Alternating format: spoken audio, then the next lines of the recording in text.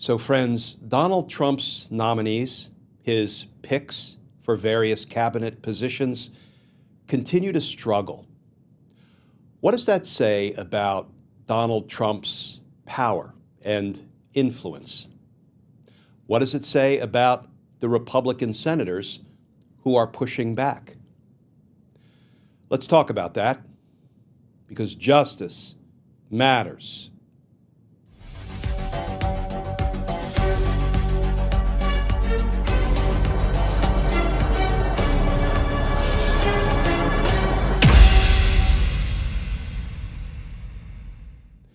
Hey all, Glenn Kirshner here. So friends, first of all, I've been out for a few days.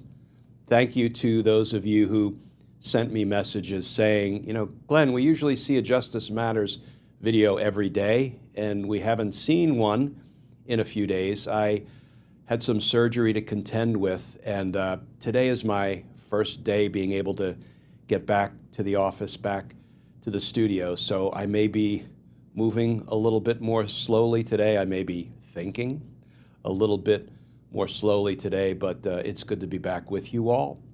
So here's what I want to talk about today. Is there a pattern emerging?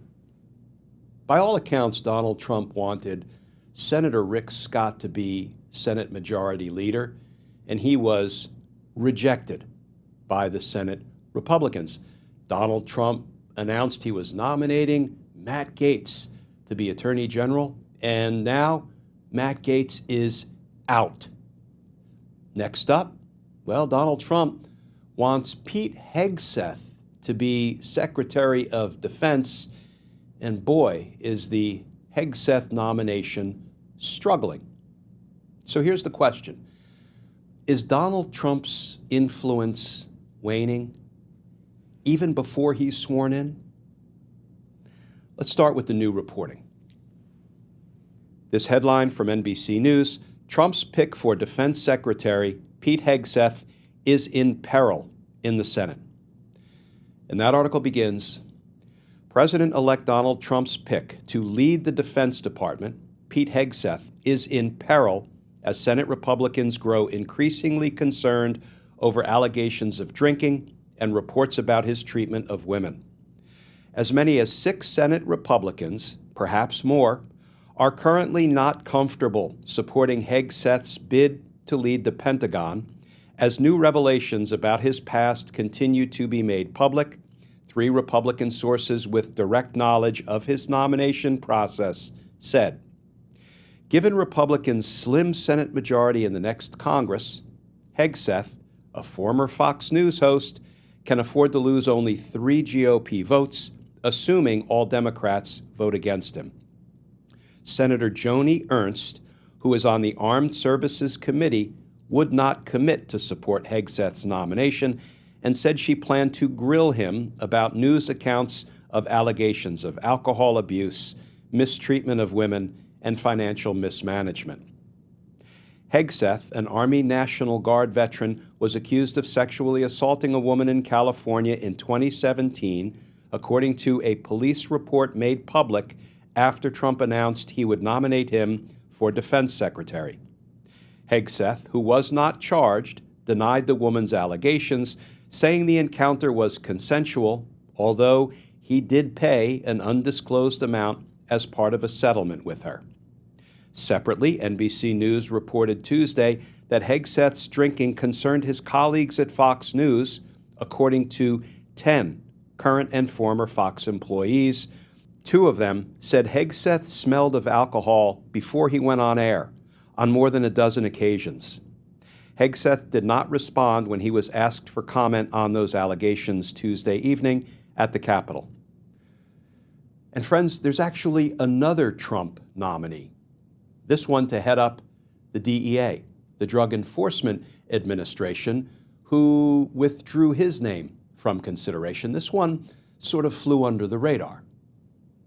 Headline, Trump's pick for DEA administrator withdraws from consideration. And that article begins, Chad Chronister, a Florida sheriff, has withdrawn from consideration as President-elect Donald Trump's pick to lead the Drug Enforcement Administration, he announced Tuesday. And this quote from Sheriff Chronister, quote, "Over the past several days, as the gravity of this very important responsibility set in, I've concluded that I must respectfully withdraw from consideration." Chronister, the sheriff of Hillsborough County, posted on X, quote, "There is more work to be done for the citizens of Hillsborough County and a lot of initiatives I'm committed to fulfilling. I sincerely appreciate the nomination, outpouring of support by the American people, and look forward to continuing my service as sheriff of Hillsborough County," he added. The Trump transition team declined to comment. And friends, here's an interesting little tidbit about some Republican pushback on Trump's nominee, Sheriff Chronister. Trump's choice of Chonister had received backlash from the MAGA corner of the Republican Party, some of whom took to social media to lambaste the sheriff. Republican Representative Thomas Massie of Kentucky criticized Trump's selection in a post on X on Sunday, saying the sheriff should be disqualified over his enforcement of COVID-19 protocols. That's right. That Republican member of Congress said this Trump nominee should be disqualified because, he tried to protect the health of Floridians. Yes, my editorial comment. And friends, here's what Donald Trump said when he announced that Chad Chronister will head up the DEA, will be his nominee to be director of the Drug Enforcement Administration. Trump announced Chronister as his pick Saturday, writing in a social media post, "As DEA administrator, Chad will work with our great Attorney General, Pam Bondi, to secure the border, stop the flow of fentanyl and other illegal drugs across the southern border, and save lives." So friends, think about the sequence there. Donald Trump says, Chad Chronister's my man. He's going to head up the DEA. I'm going to nominate him. And then at least one Republican member of Congress says, nope, Chad needs to withdraw. And lo and behold, Chad withdraws. And after Chad announces that he is withdrawing, he's not accepting the nomination, Donald Trump's team had no comment until the next day. Headline, Trump's pick to run the DEA withdraws his name from consideration.